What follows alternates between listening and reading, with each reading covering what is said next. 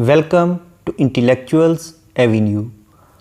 आज हम William Blake की जो पोएम पढ़ने जा रहे हैं उसका टॉपिक है द चिमनी स्वीपर्स। ये पोएम सॉन्ग्स ऑफ इनोसेंस में 1789 में पब्लिश हुई। ये पोएम 6 क्वार्टेन्स पर कंसिस्टेड है। क्वार्टेन का मतलब है 4 लाइंस पर कंसिस्टेड स्टेंजा। तो इस तरह से इस पोएम की टोटल लाइंस की स्ट्रेंथ है 24। फर्स्ट स्टेंजा में पोइट कहता है व्हेन जब माय मदर डाइड, जब मेरी माँ का इंतकाल हो गया या जब मेरी माँ वफ़ात पा गई। आई वॉज़ वेरी यंग, तो मैं बहुत छोटा था। ये चिमनी स्वीपर की बात कर रहा है, यानी एक ऐसा मासूम बच्चा जो कि घरों की चिमनियों की सफाई करता है, जो कि चाइल्ड लेबर का विक्टिम है। तो वो ये बता रहा है कि जब मेरी मदर की यानी जब मेरी माँ की वफ़ात हो गई तो उस वक़्त मैं बहुत छोटा था। एंड माई फादर सोल्ड मी, और मेरे बाप ने मुझे फ़रोख्त कर दिया, मुझे बेच दिया। वाइल येट माई टंग, उस वक़्त तो जो मेरी ज़बान थी कुड स्केरसली क्राई, वो बमुश्किल ही चिल्ला कर सिर्फ़ इतना कह सकती थी वीप वीप वीप वीप। यानी ये स्वीप का वर्ड है, तो बच्चा उसे मिसप्रनंसिएट कर रहा है, उसको सही तरह से प्रोनाउंसिएट भी नहीं कर पा रहा। तो वो कहता था स्वीप को वो वीप कहता था, यानी वो गलियों में आवाज़ें लगाता था वीप वीप की कि मुझसे अपनी चिमनियों की सफाई करवा लो। So your chimneys I sweep and in soot I sleep. तो वो कहता था कि मैं तुम्हारी चिमनियों की सफाई करूँगा और बदले में मुझे क्या नसीब होगा, कोई अच्छी ज़िंदगी नहीं मिलेगी, बल्कि उसी स्याह रंग के धुएँ में मुझे सोना पड़ेगा। सेकंड स्टेंजा में वो कहता है there is little Tom Dacre who cried when he said, यानी वो जो टॉम डेक्रे बच्चा था वो बहुत चिल्लाया। जब कब चिल्लाया?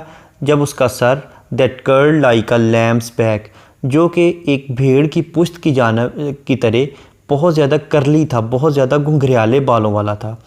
वॉज शेव्ड, उसके सर को मुकम्मल तौर पर मूड़ दिया गया, वो बाल्ड हो गया। सो आई सेड, तो मैंने कहा हुश, खामोश हो जाओ, यानी मैंने उसे कंसोल किया, उसे तसल्ली देने की कोशिश की।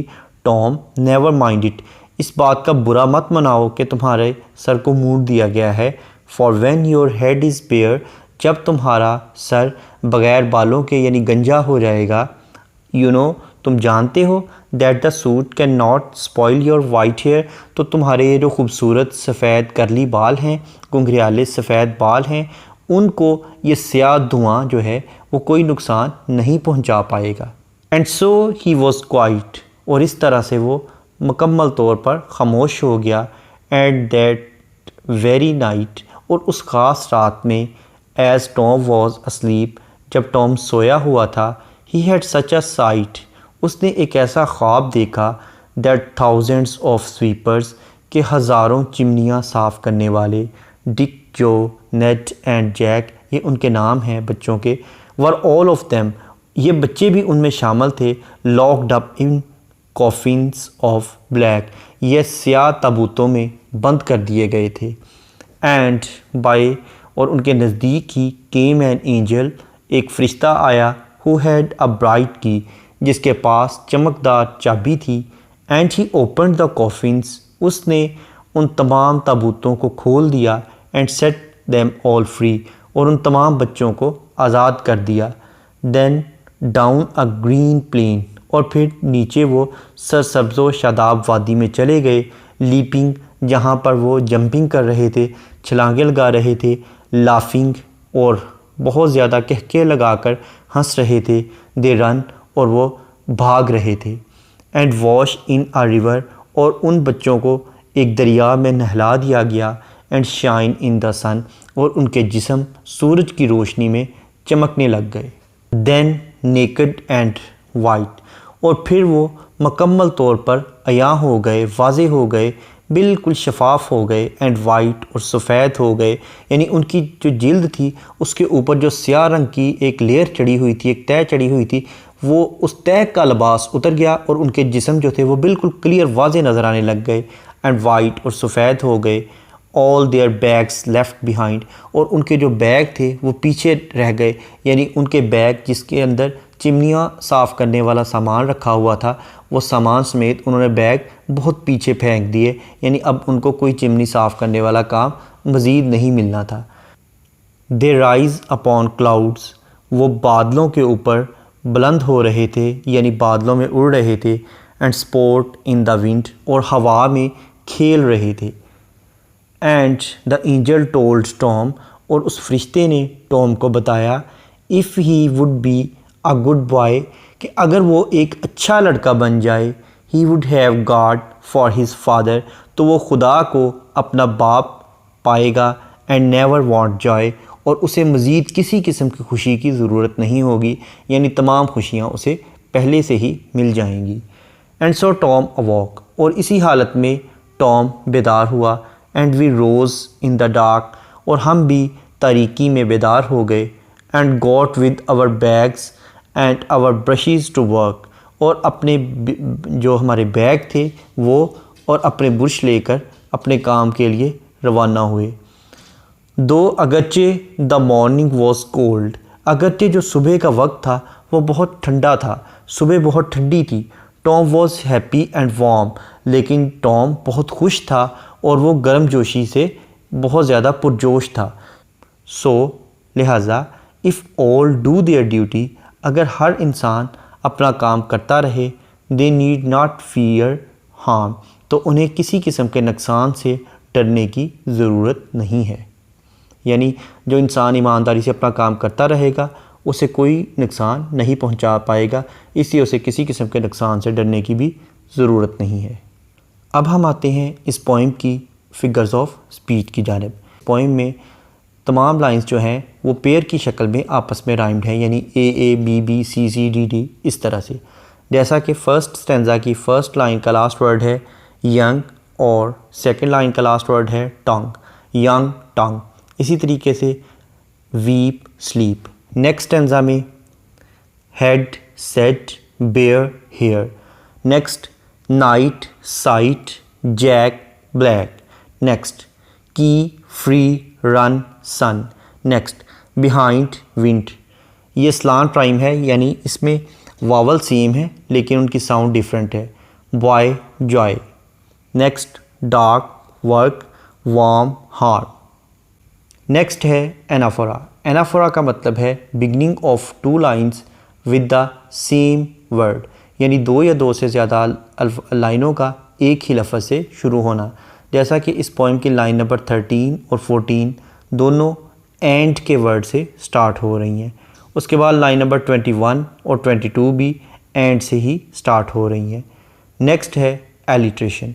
एलिट्रेशन का मतलब है beginning of two words with the same letter in the same line, यानी एक ही लाइन में दो अल्फाज का एक ही हरफ से शुरू होना।